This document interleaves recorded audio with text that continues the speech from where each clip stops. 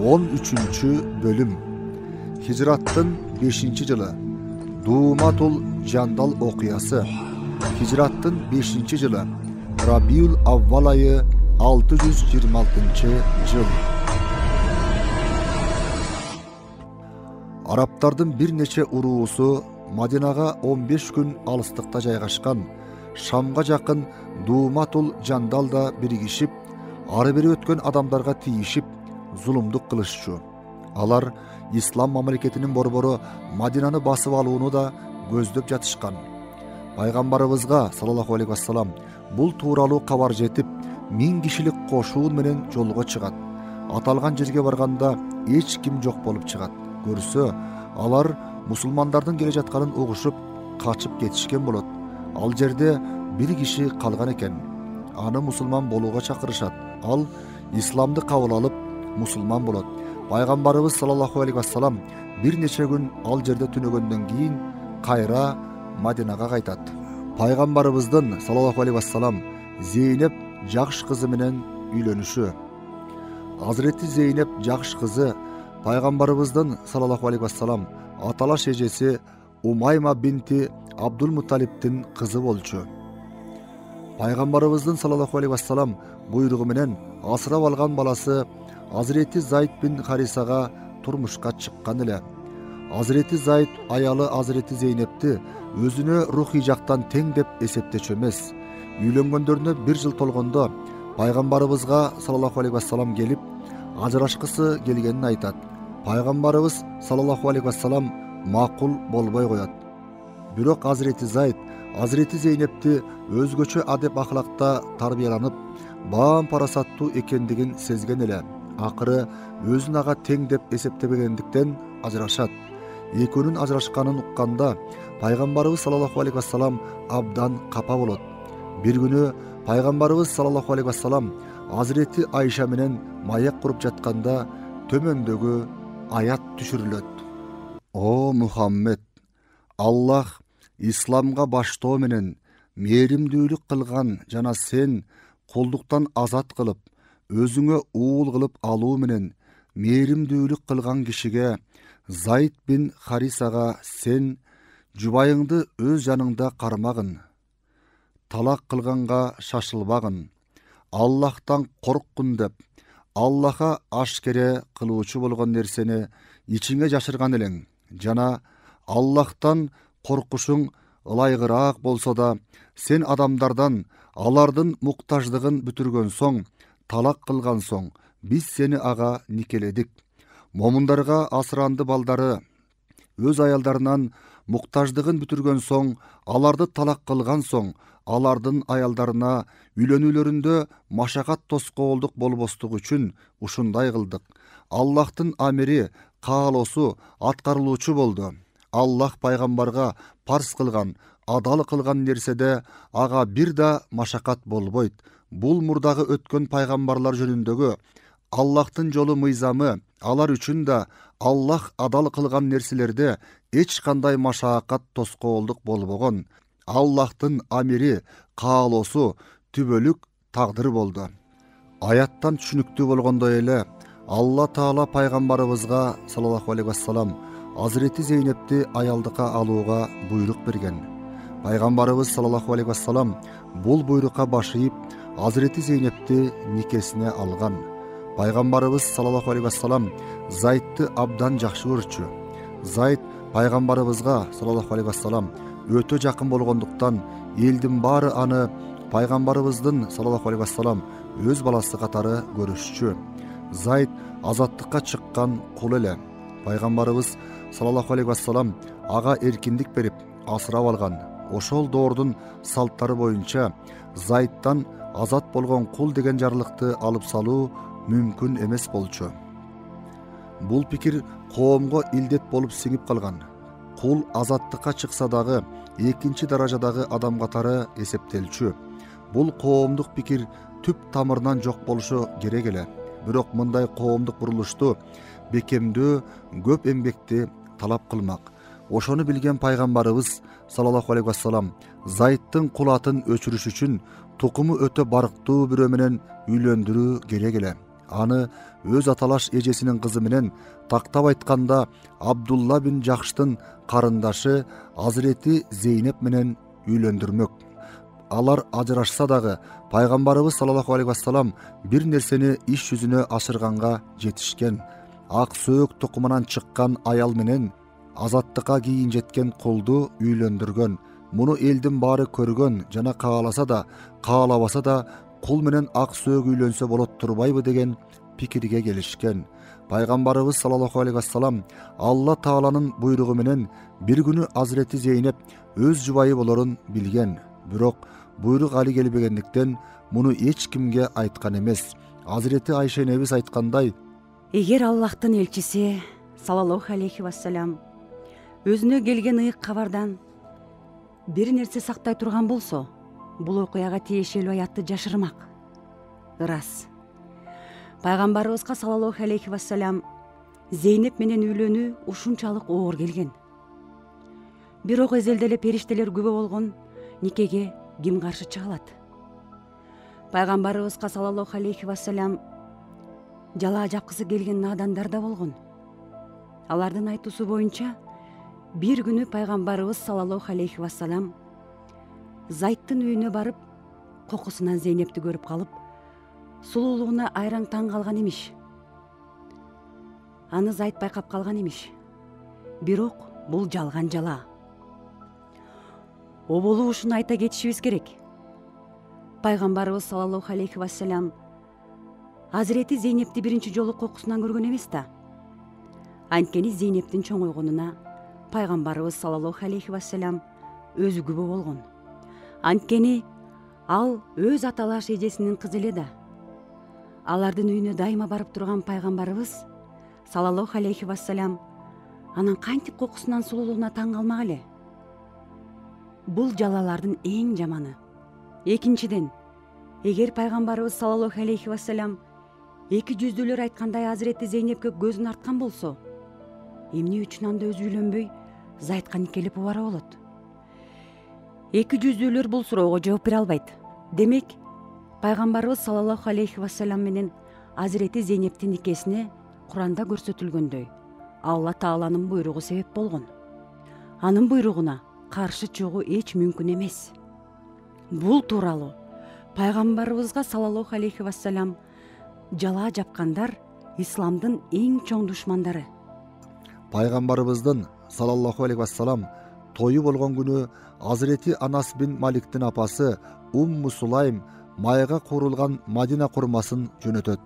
Курма жалгыз экөөнө гана жетерлик эле. Окуяны Азирети Анас бин Малик мындайча баяндайт. Пайгамбарыбыз саллаллаху алейхи вассалам мен алып келген нерсени кабыл алып мага Абу Бакырды, Умарды, Усманды жана Алини чакыр деди.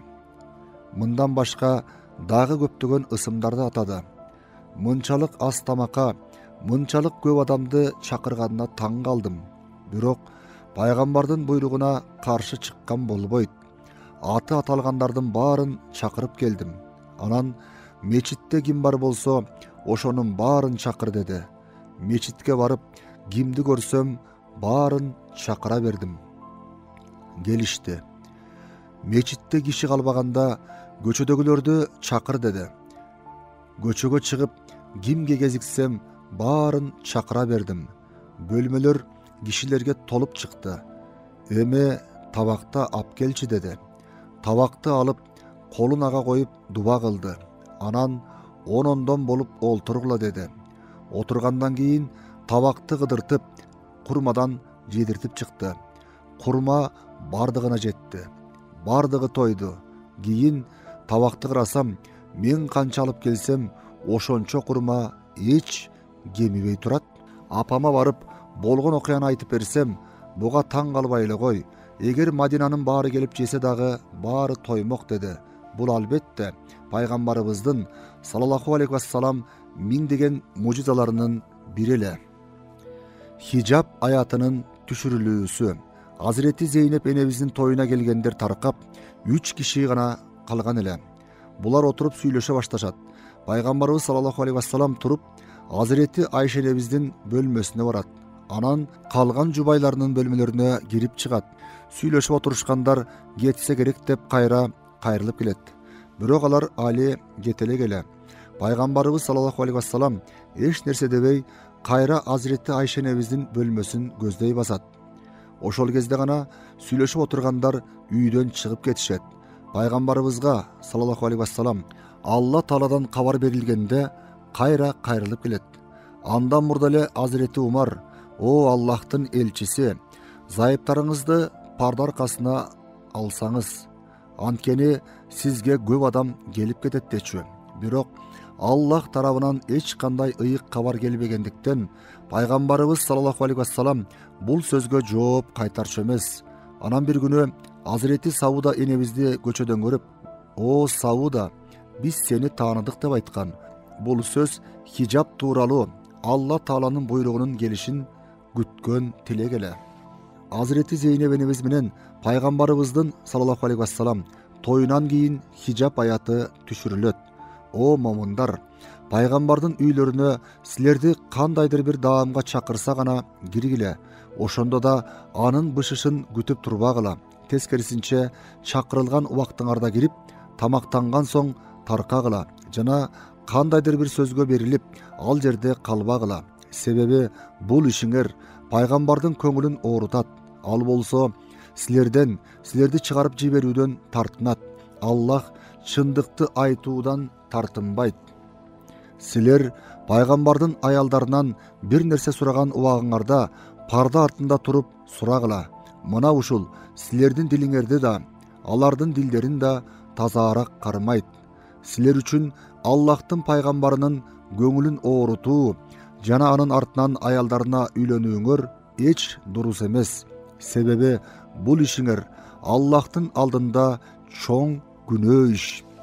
Бул түшкөн аятты Пайгамбарыбыз саллаллаху алейхи вассалам элге окуп берет. Ошондон кийин Пайгамбарыбыздын саллаллаху алейхи вассалам жубайлары үйгө чоошун адам келгенде парда аркасына өтөр эле. Мусулман аялдарга денелерин жаап жүрүүнүн буйрулушу.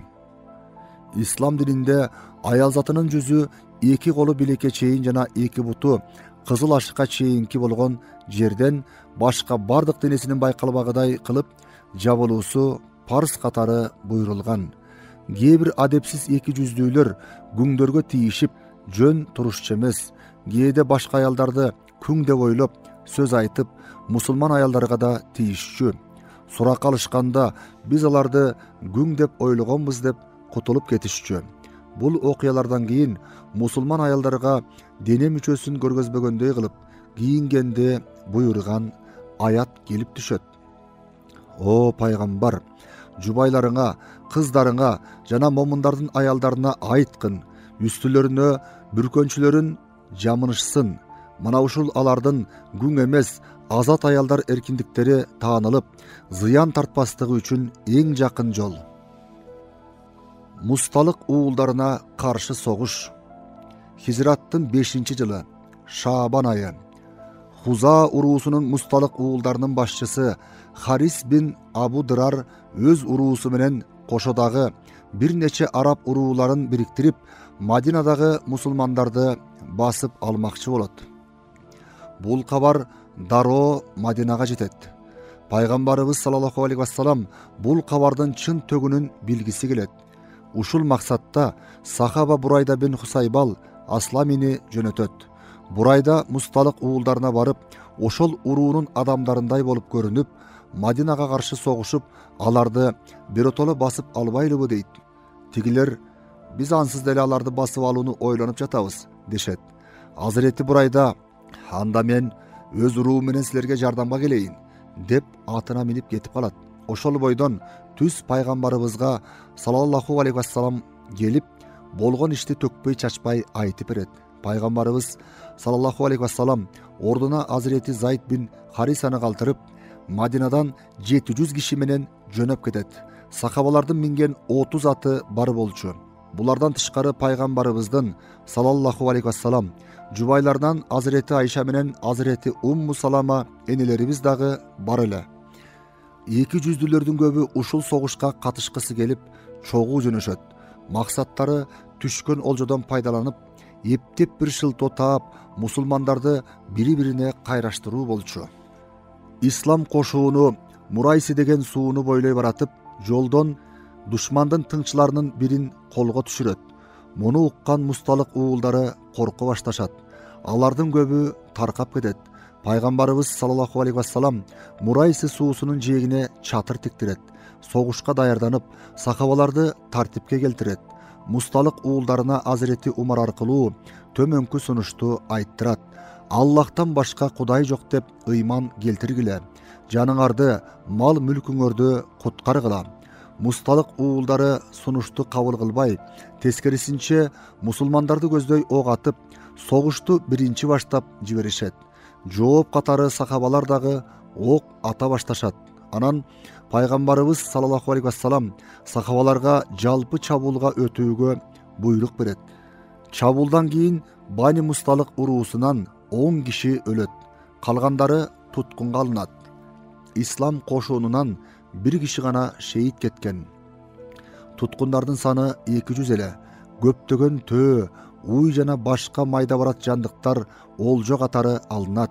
Олжолор жана туткундар бир жерге топтолуп адилет бөлүштүрүлөт.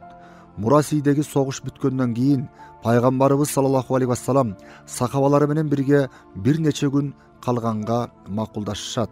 Мурда айтылгандай, бул согушка бир топ 200-дүлөр катышкан эле. Мына ушул учурда бир ансар менен бир мухажирдин ортосунда кичине пикир келишпестик чыгып, ансар менен мухажир бири-бири менен уруша турган абалга келип калат. Экөөнү тең улуулары арачалашат. Ошол учурда пайгамбарыбыз саллаллаху алейхи вассалам келип, «Эмне? Силер жахилия доорунун адамдарысыңарбы? Силердин кандай дартыңар бар? Бул ызы чууну кандайча түшүнсө болот?» деп сурайт. Сахабалары абалды айтып бергенде төмөнкү сөзүн айтты. Бул жаман адаттарыңарды таштагыла. Анткени жахилия адаттарын карманган өзүн тозокко багыштайт. Пайгамбарыбыз саллаллаху алейхи вассалам кеткенден кийин 200-дүлөрдүн башчысы Абдулла бин Убай өз мүмкүнчүлүгүнөн пайдаланып, мусулмандарды бөлүп жаргысы келип, мындай дейт: «Эй, ансарлар, бул мухажирлер силердин жардамыңар менен бутуна туруп алды. Эми карабайсыңарбы? Силерге акарат кылып атышканын?» Анан ансарларга мындайча кайрылат: «Буларга мал мүлкүңөрдү, короо жайыңарды бердиңер.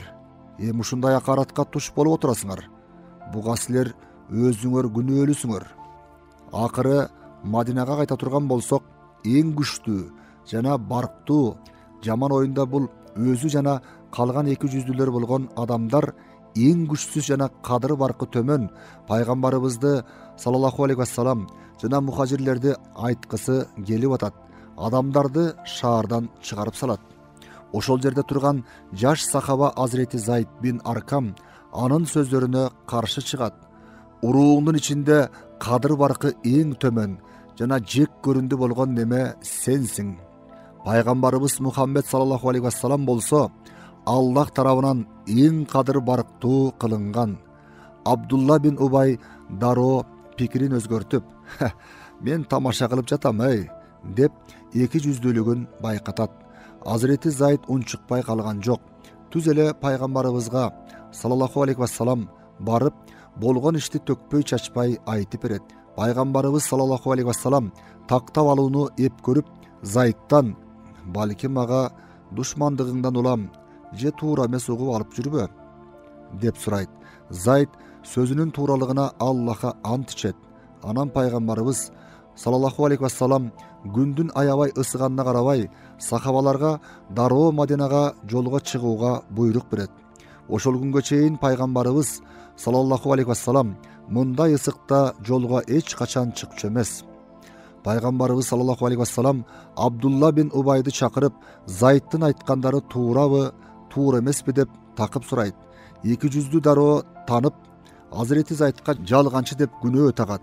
Эң ысык күндө жолго чыгуунун себеби пайгамбарыбыз саллаллаху алейхи вассалам Абдулла бин Убай тарткан ушак айыңдын ислам кошуунуна таркашын каалаган эмес. Айткандай эле сахабалар бир күн кечке жол жүрүп, абдан чаалыгып чарчап, ушак айын кеп эмес, өздөрүнө араң карай турган абалга келишет. Абдулла бин Убай эки жүздүүлөрдүн башчысы болсо да, анын уулу Абдуллах атасынын иштерин угуп, намыстанып, пайгамбарыбыздын саллаллаху алейхи вассалам алдына келип мындай дейт: "О Аллахтын элчиси, атам менен араңарда болгон ишти уктум. Аны өлтүрүп салгыңыз келгенин туйдум. Эгерде муну сөзсүз жасамак болсоңуз, мага эле буйруңуз. Заматта барып, аны өз колу менен өлтүрүп, башын сизге алып келейин. Атама кандай күйөрүмдү, жакындыгымды бүт уруум билет. Аны башка бирөөгө өлтүртсөңүз, ал адамга карата ичимде душмандык сезим өөрчүшү мүмкүн да. Бир каапырдын айынан бир мусулманды өлтүрүп алып, тозокко кетип каламбы деп корком.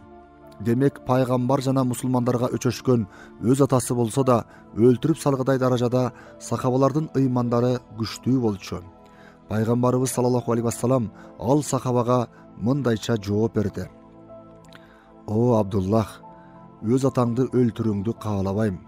Деги эле аны эч кимге өлтүртпөйм. Арабызда тирүү жүрсө эле ага жакшы мамиле жасайбыз." Ислам кошууну Мадинага жакындап калганда, Азирети Абдулла атасынын алдынан утурлай тосо чыгып, төөсүн кармап чөгөрүп алды жана ал жерден бура бастырбай атасынын оозунан кадыр барк жана сый урмат Аллахка жана анын пайгамбарына гана таандык деген сөздү алган соң гана аны кое берди. Ислам кошууну 28 күндөн кийин Мадинага кайтып келет. Болуп өткөн бул окуялардан кийин баш мунафык эки жүздүү Абдулла бин Убай жана башка мунафыктар тууралуу толук бир сүрөө түштү. Пайгамбарыбыздын саллаллаху алейхи вассалам Азирети Жувария энебиз менен үйлөнүшү. Пайгамбарыбыз саллаллаху алейхи вассалам Мадинага келгенден кийин Мурайсы согушунда туткунга түшкөндөрдүн арасынан Жувария деген аял менен үйлөнөт. Азирети Жувария энебиз Мусталык уулдары уруусунун башчысы Харис бин Абу Дыраранын кызы болчу. Анын күйөөсү Мусафи бин Саффан пайгамбарыбыздын саллаллаху алейхи вассалам элдешкис душмандарынын бири эле. Согушта каза таап, аялы жесир калган. Пайгамбарыбыздын саллаллаху алейхи вассалам аны өз никесине алуусунан улам атасы Харис бин Абу Дырар эки уулу жана көптөгөн уруулаштары болуп мусулман болушкан. Ошону менен бирге эле мусулмандарга туткунга түшкөн Мусталык уулдарынын адамдарын мусулмандар толук бойдон боштондукка чыгарып, пайгамбарыбыздын саллаллаху алейхи вассалам бул жубайынын уруулаштарынын сыйлагандыктарын билдирген. Ошондуктан Азирети Айша энебиз аны төмөнкүчө эскерет: "Мен өз коому үчүн Жувариядан дагы кайрымдуураак, берекелүүрөөк эч кимди көргөн жокмун." Азирети Жувария энебиз абдан боорукер жана мээримдүү жан эле. Өзү жеп ичпей, колунда жокторго берчү. Бул аял Хижраттын 57 жылында кайтыш болуп, бакый көрүстөнүнө коюлган. Ифк, жала жабуу окуясы. Сырткы кейпинде мусулман, ал эми ички дүйнөсүндө Аллахка ыйман келтирбеген эки жүздүүлөр дайыма мүмкүнчүлүк пайда болору менен пайгамбарыбыздын саллаллаху алейхи вассалам жана мусулмандардын иштерине тоскоол болгонго аракеттенчү. Мусулмандарга каршы бардык жамандыктарга барууга даяр эле.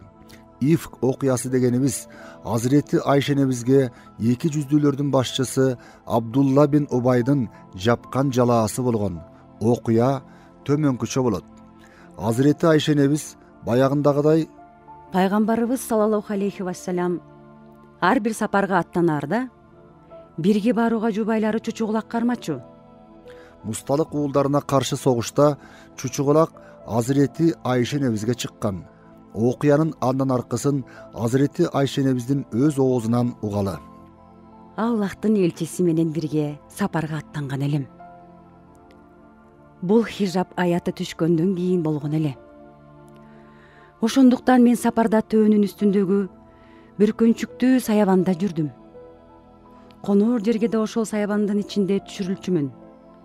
Сапарыбыз ушундайча уланды. Пайгамбарыбыз саллаллаху алейхи вассалам мусталык уулдарынан Мадинага кайтып келатканда бир жерге конуп калдык.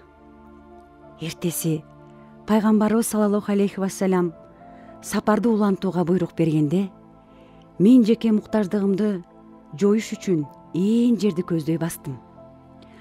Кайра мине турган төбөмдүн жанына келгенимде, мойнумдагы ийемен акак ташынан жасалган шурунун үзүлүп калганын байкадым.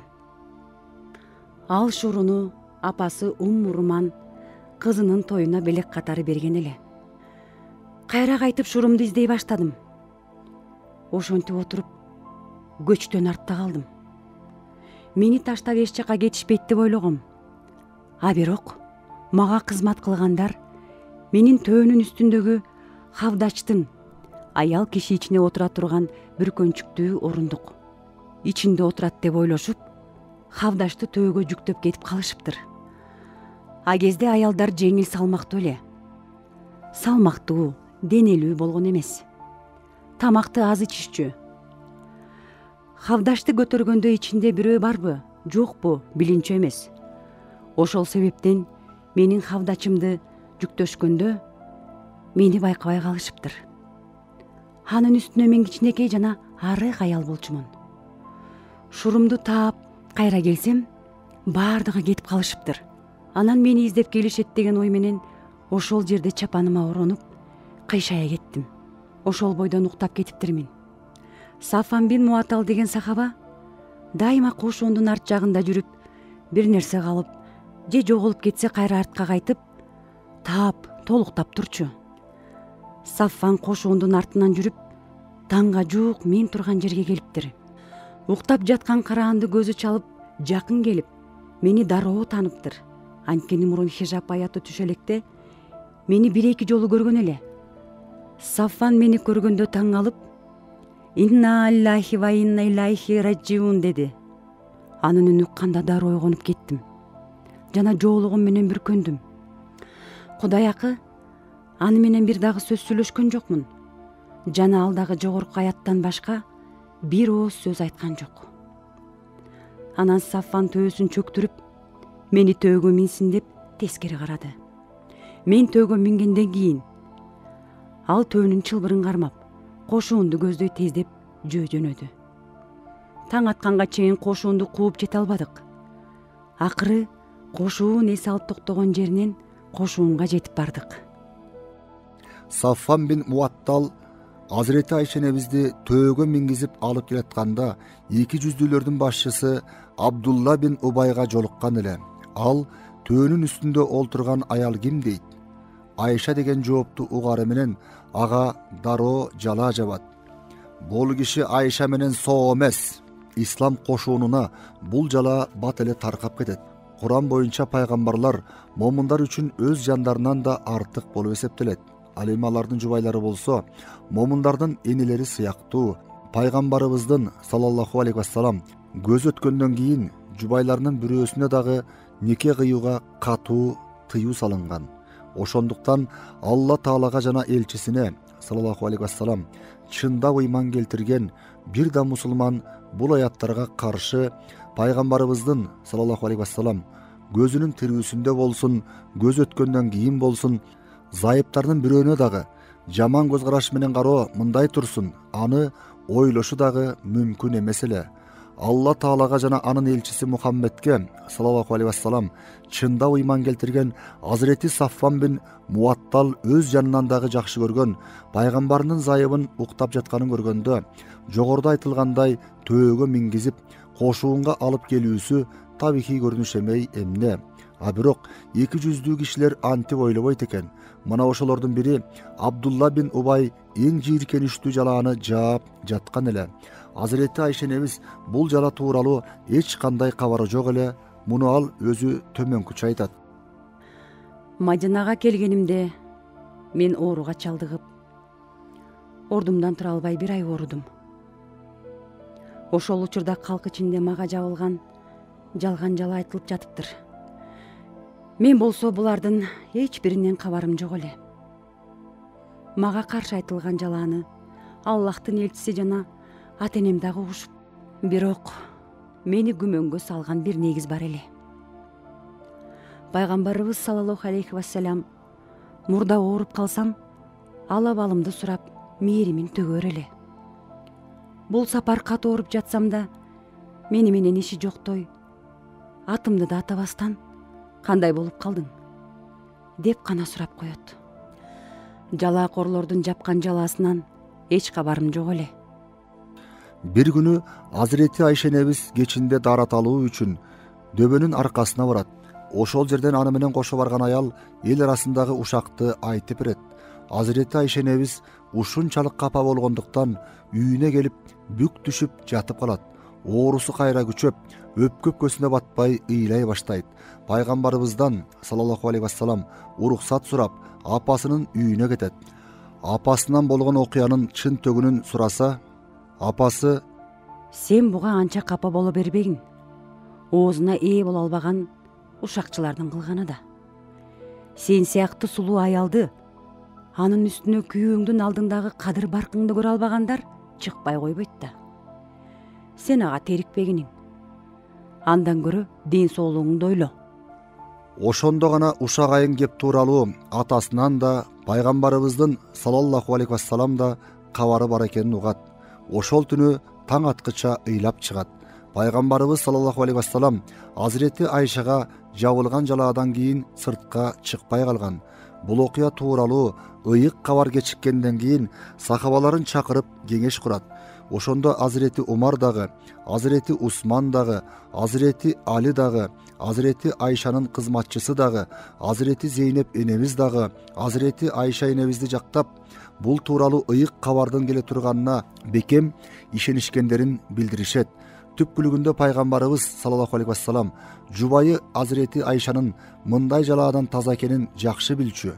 Бирок мындай кара өзгөй жалаанын өз жубайына жабылуусу аны оор капага салып койгондуктан Айша энебизге карата мамилесинин анча мынча өзгөрүүсүнө себеп болгон.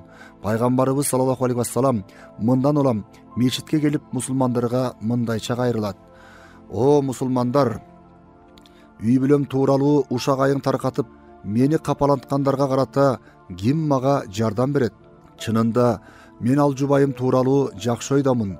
Жалаакорлор дагы бир жакшы адамдын атын аташууда. Ал эми мен ал адам жөнүндө да жакшы ойдомун.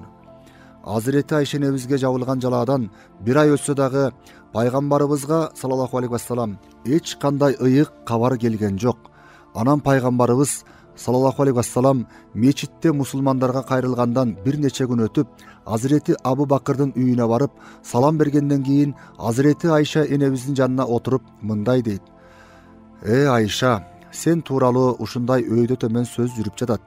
Эгер сен бул жалаадан алыс болсоң, жакында Аллах сени актайт. Жок, эгер ушундай күнөөгө жакындаган болсоң, Аллахтан кечирим сура жана ага тооба кыл. Анткени кул күнөөсүн мойнуна алып тооба кылса, Аллах кечирбей койбойт. Айша энебиз ошондогу абалын төмөнкүчө эскерет. Аллахтын элчиси сөздөрүн бүтүргөндө көзүмдүн жашы кургап калды. Анан атама кайрылып, Аллахтын элчисине менин атымдан жооп берип коюңуз дедим. Атам Аллахтын элчисине эмне деп айтаарын биле албады. Апама айтсам, ал дагы эмне деп жооп береримди билбейм деди.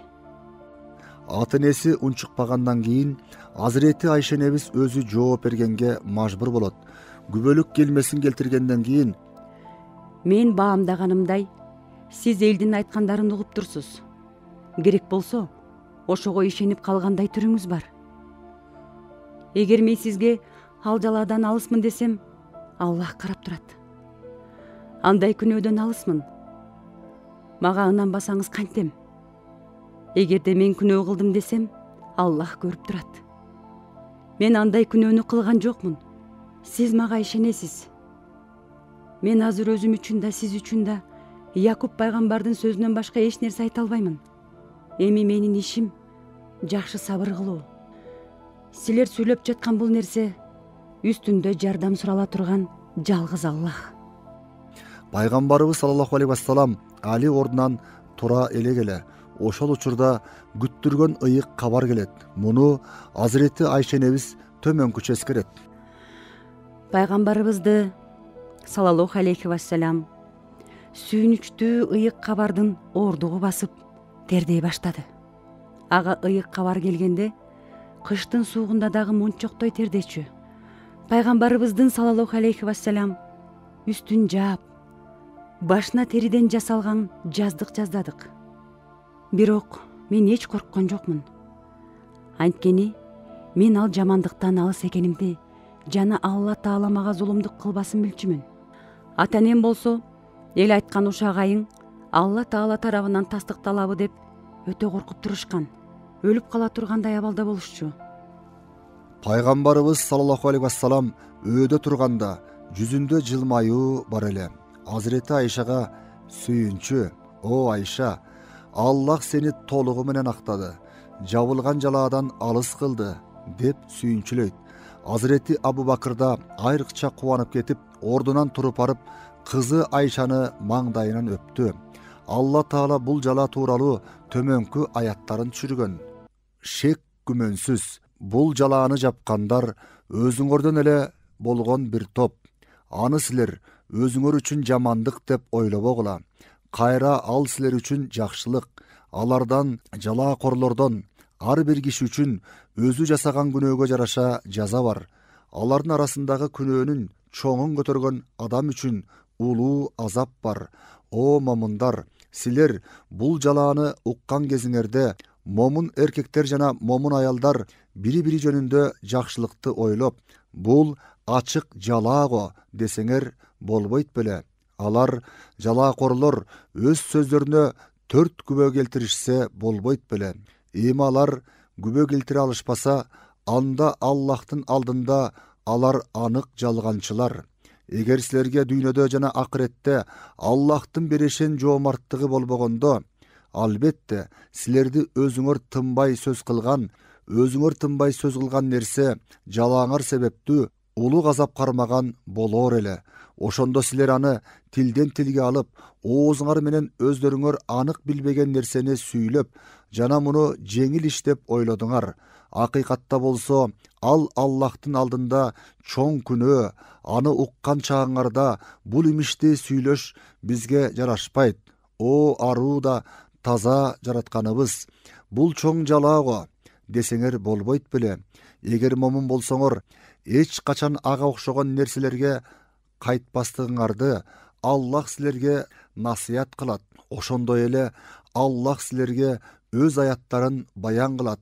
Аллах илим жана даанышмандык ээси.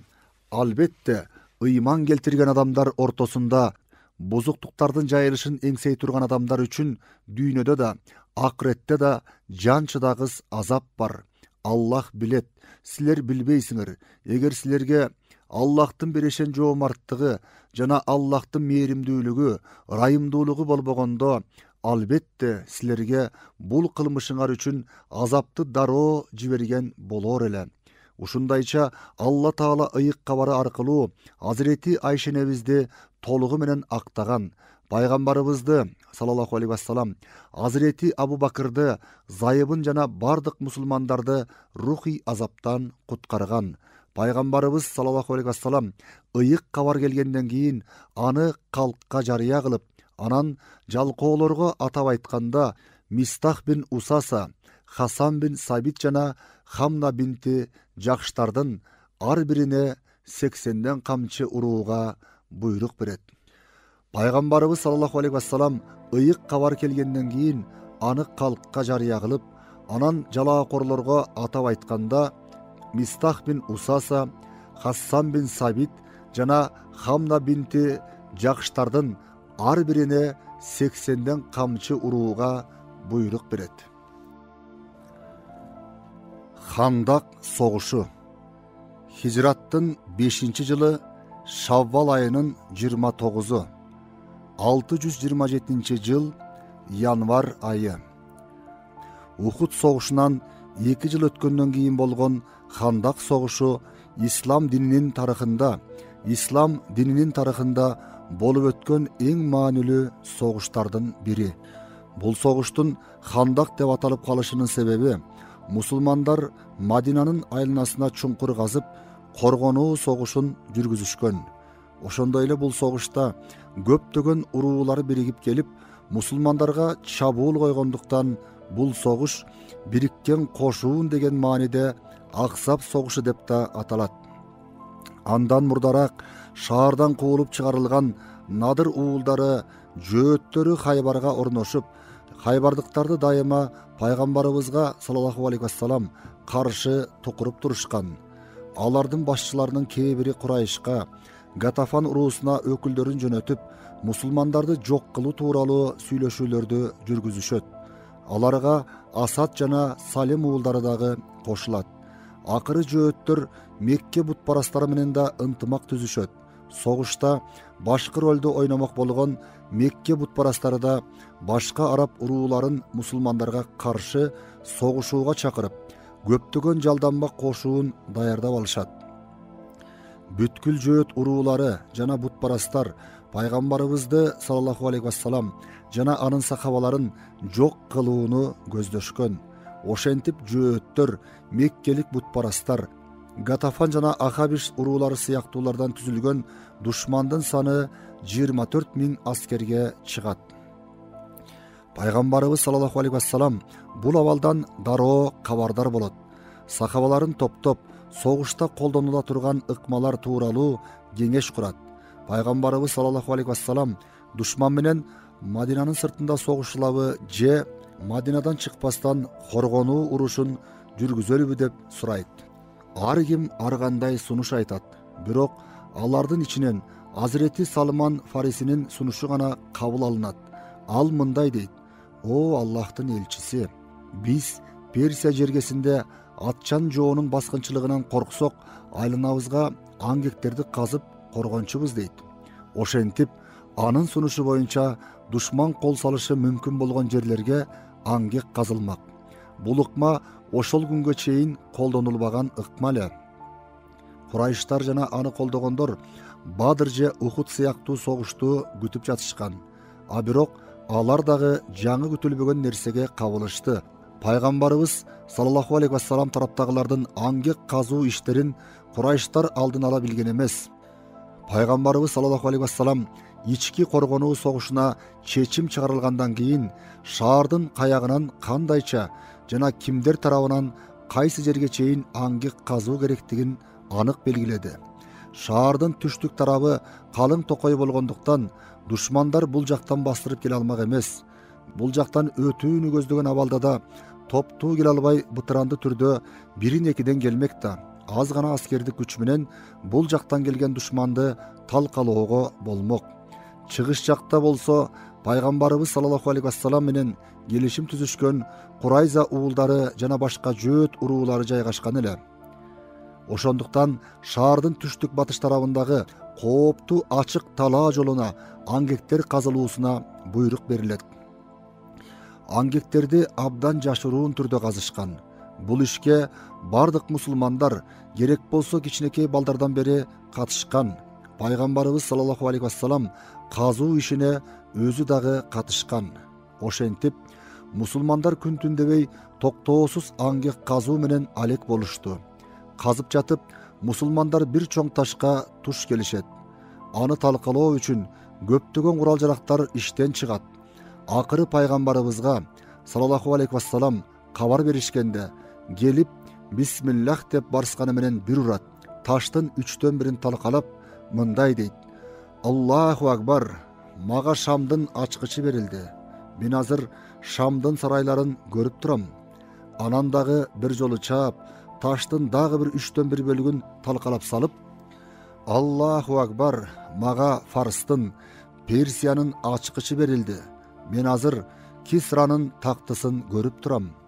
Андан кийин 3-чү жолу уруп, таштын калган бөлүгүн талкалап мындай дейт: "Аллаху акбар, мага Йемендин ачкычы берилди.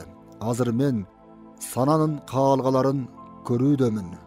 Пайгамбарыбыз саллаллаху алейхи вассалам кабар берген ушунун баары Азирети Умар менен Азирети Усмандын учурунда кезеги менен жүзөгө ашкан.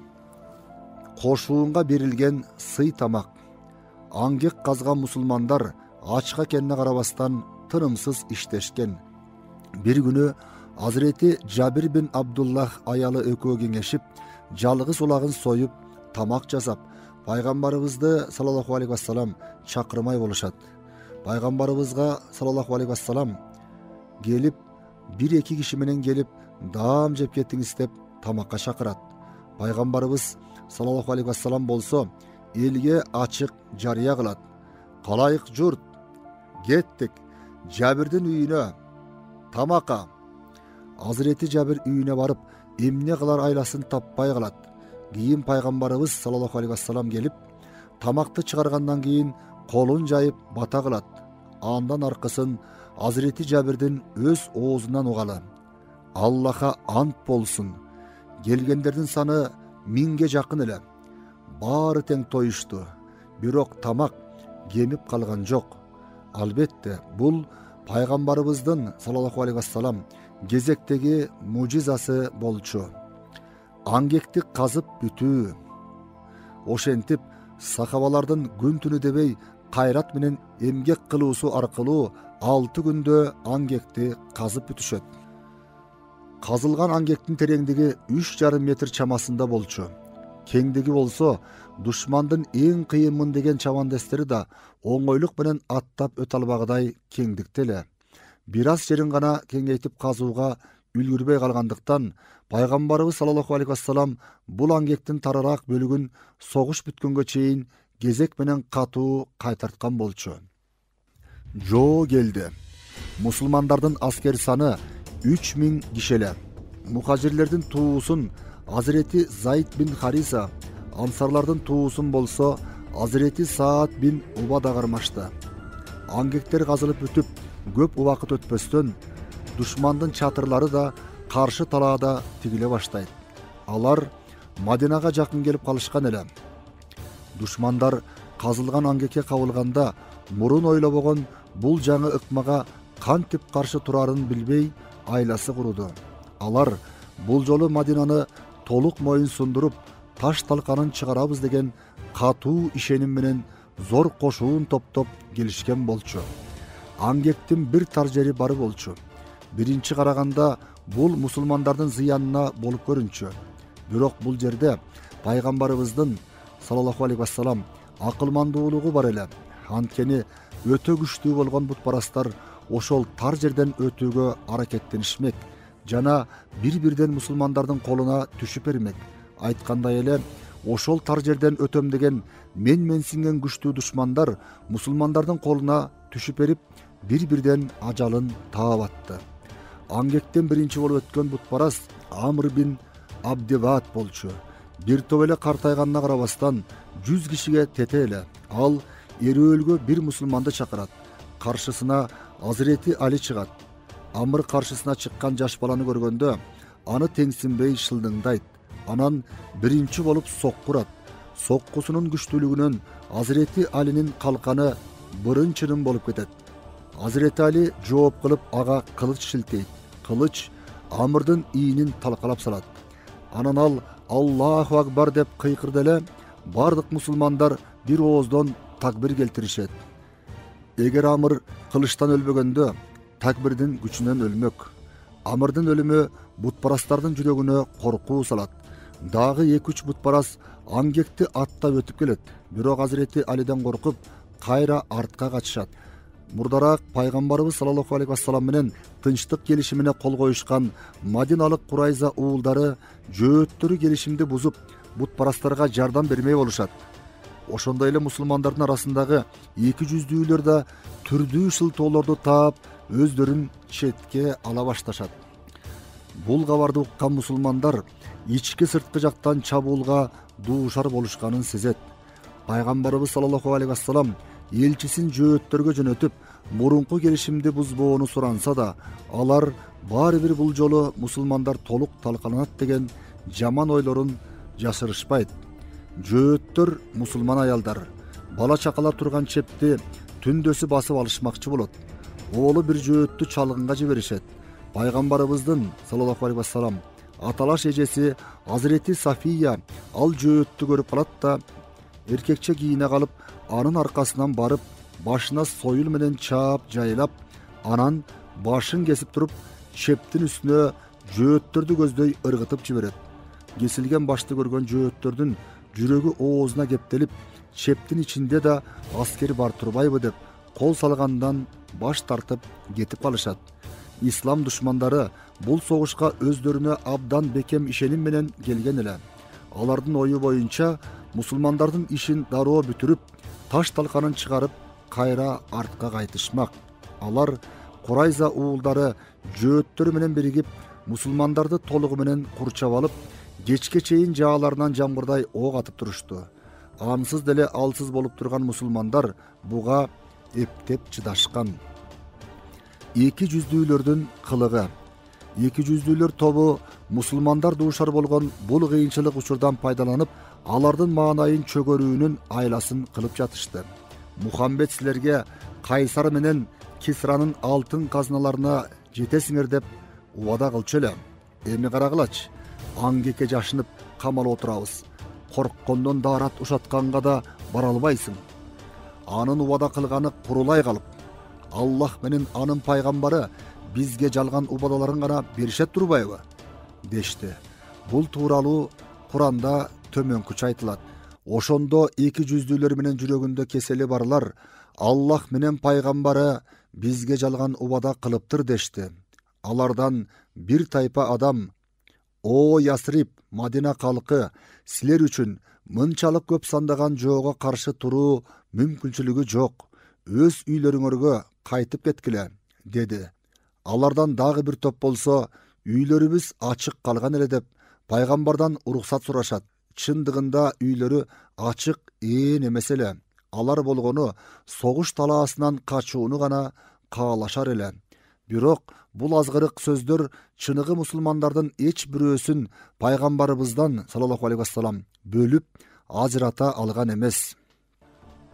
Нуайм бин Масудтун зор эмгеги. Душман кошууну мусулмандарды толук курчап алышкан эле. Убакыт болсо өтүп жатты. Алардын мусулмандарга жасаган чабуулдары арты-артынан сокку жеди. Убакыттын өтүшү менен эки тарап тең тирешүүдөн чарчай баштады. Анын үстүнө согуш кыш мезгилине туш келип, эки тараптын тең азыктары түгөнө баштаган. Ушул учурларда бир кызык окуя болуп өттү. Жаңы мусулман болгон, бирок мусулманчылыгын эч кимге жарыялабаган Гатафан уруусунан чыккан Нуайм бин Масуд пайгамбарыбызга саллаллаху алейхи вассалам келип өз сунушун айтат. Анын ою мусулмандарга жакшы кызматын көрсөтүп, душмандардын ортолорун бузуу болчу. "О Аллахтын элчиси, мен мусулман болдум. Гатафан уруусундагы элим муну билбейт.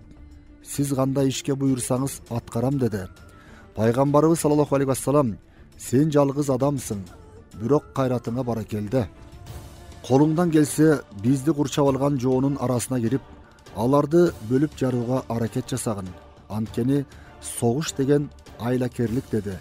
Азирети Нуайм бин Масуд: "О Аллахтын элчиси, бул иш колумдан келет. Бирок зарыл болгондо чындыкка коошпогон кээ бир сөздөрдү айтуума уруксат берсеңиз" дейт.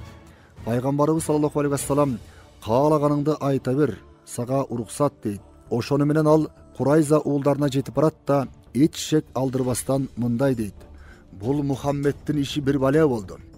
Анын Кайнука жана Надыр уулдарына жасагандарын көрдүңөр. Курайштар менен Гатафандар Мухаммед менен согушуу максатында бияка келишти. Силер да тигилерге жардам берип жатасыңар. Тилекке каршы алардын журттары, мал мүлктөрү, бала чакалары силер өңдөнүп бул жерде эмес. Алар багы жанып жеңишке жетип калса, олжолук айтышат. Тескерисинче, жеңилип калар болсо, бияктан арттын карабай кете беришет да, баягы эле силер бул адамдын колунда күйөсүңөр. Ага каршы күч кубатыңар жок. Эми силер Курайштардан кээ бирөөлөрүн барымта катары албай туруп, алар менен бирге тобокелге салып, Мухаммедке каршы согуша көрбөгүлө.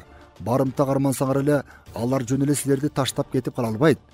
Курайза уулдары жөөттөрү бул сунушка өтө ыраазы болуп, өздөрүнө күйүнүп, акыл айткан үчүн Азирети Нуаймга чоң рахмат айтышты. Алардан кетип баратып Азирети Нуайм: "Айткандарымды бирөөгө айта көрбөгүлө, сыр сактагыла" деп алардан убада алды. Ал Курайза уулдарынан ары түз эле Курайш бутпарастарынын жанына барды да: силерди кандай гана жакшы көрөрүмдү билесиңер. Мухаммедке каршы экенимде силерге маалым.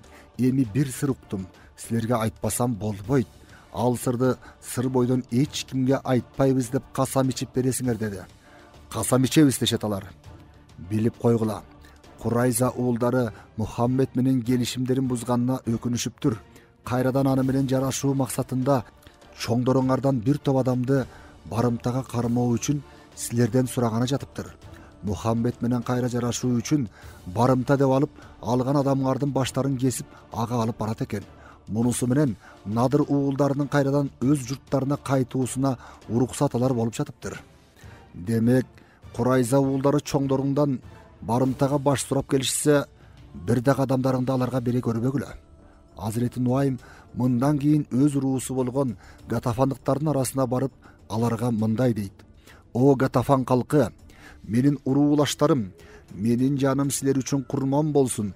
Жөөттөрдүн силер менен кылган келишимдерин бузганын жана Мухаммед менен кайрадан ынтымакка келип алганын билип калдым. Надыр уулдарын Мадинага кайра ап келүү шарты менен Курайза уулдары Мухаммед менен келишим түзүп жатыптыр. Азирети Нуайм өз уруусун да ушундайча ишендирип салганга жетишти. Азирети Нуаймдын тактикасы оң натыйжа бере баштайт. Пландалгандай эле Курайза уулдары жөөттөрү бутпарастардын улууларынан 70 кишини барымтага сурашты.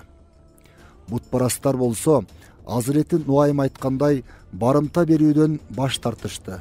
Акыры алардын ортосу ыдырап, ар эки тарап демек Нуаймдын айтканы чын тура дешип, өз ара байланыштарын үзүштү.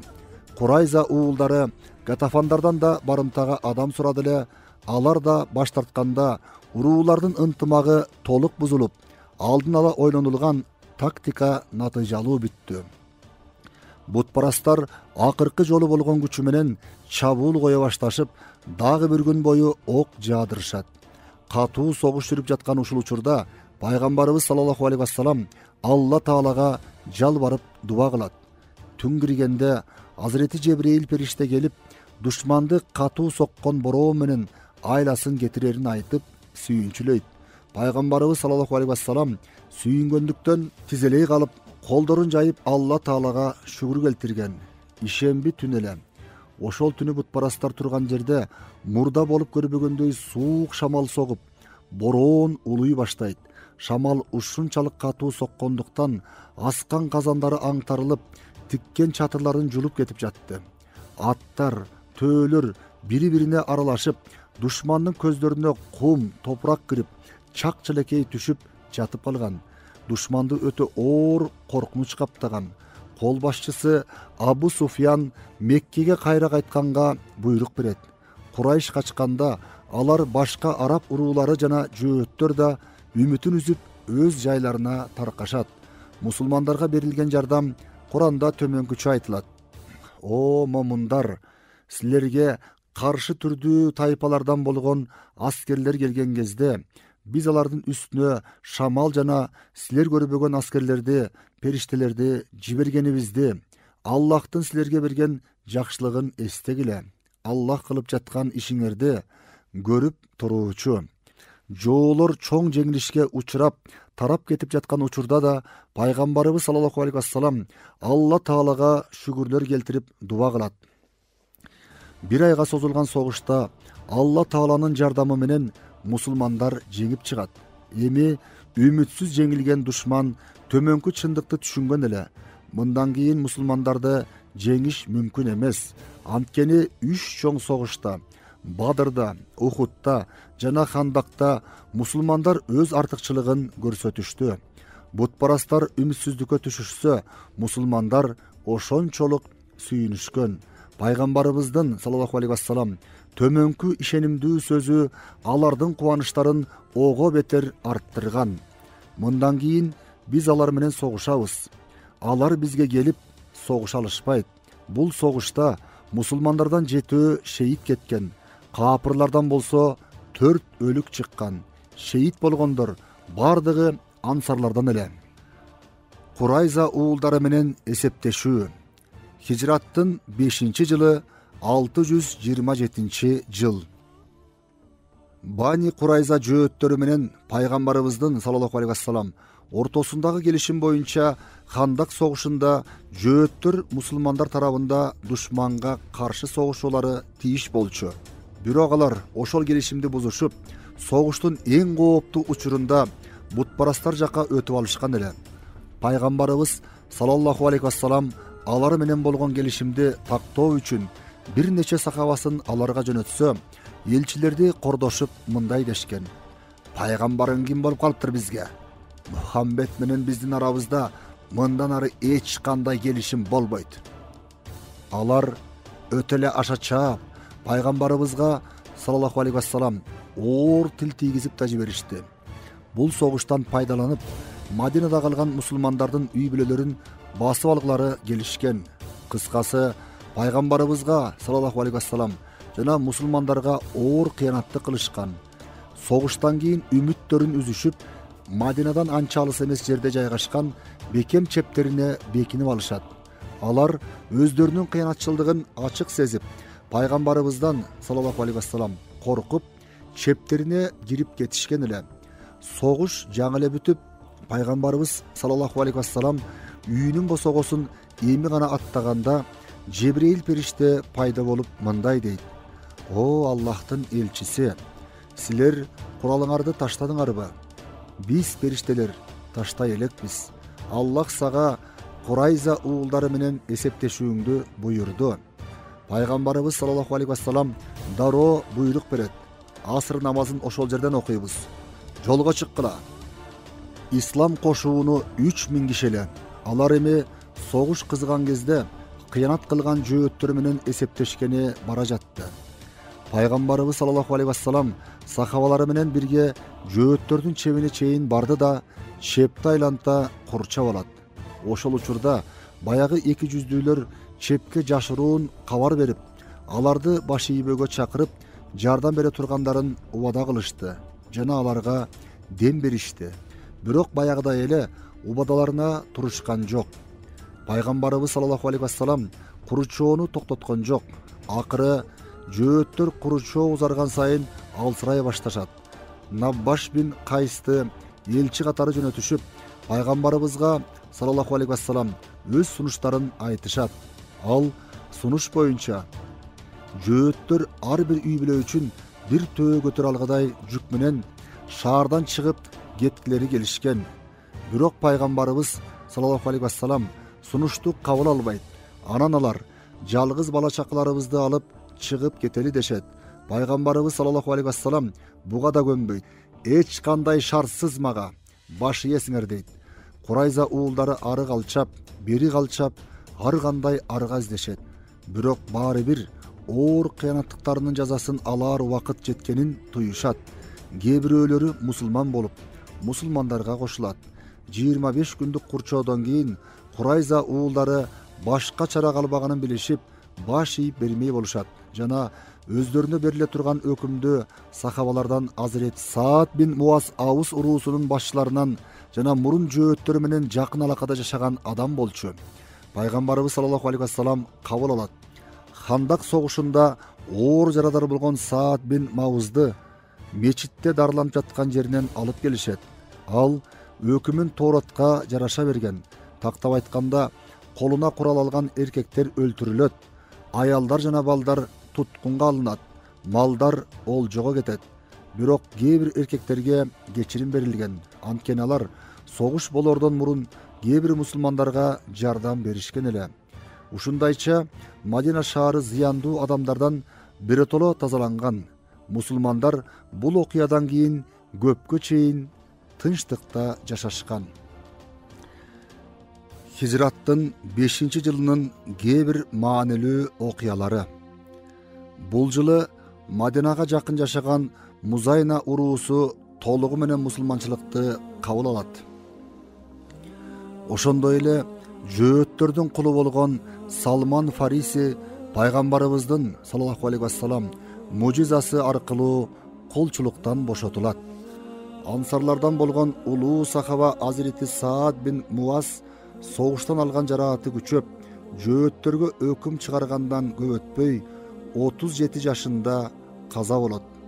Азирети Саад бин Муаз пайгамбарыбыздын саллаллаху алейхи вассалам буйругу менен Азирети Мусаб бин Умайр Мадинага Куран мугалими болуп келгенде мусулман болгон жана анын аркасы менен Абдул Ашал уулдары ошол күнү бүт бойдон исламга өткөн болчу. Анын өлүмү пайгамбарыбызга саллаллаху алейхи вассалам жана мусулмандарга өтө оор кайгы алып келген. Пайгамбарыбыз саллаллаху алейхи вассалам ал тууралуу мындай деген: Саад бин Муаздын өлүмүнө улуу арш титиреди. Анын жаназасына 70 000 периште катышты. Ошондой эле бул жылы арабтардын эң атактуу кишилеринин бири Мугира бин Шуба мусулманчылыкты кабыл алат жана хижрат кылып Мадинага келет. Ушул жылы дагы Мадинада жер титирөө болуп, ай тутулат. Пайгамбарыбыз саллаллаху алейхи вассалам буга карата: жаратканыңар силерди өзү ыраазы боло турган абалга келтиргиси келет. Силер анын ыраазычылыгын тилегиле деген. Пайгамбарыбыз саллаллаху алейхи вассалам ай тутулганда хусуф намазын окуган жана бул тууралуу күн менен ай кимдир бирөөнүн өлүмү же туулганы үчүн тутулбайт. Алар Аллахтын кудурет күчүн көрсөткөн эки аламаты. Алар тутулганын көргөнүңөрдө намаз окугула деген эле.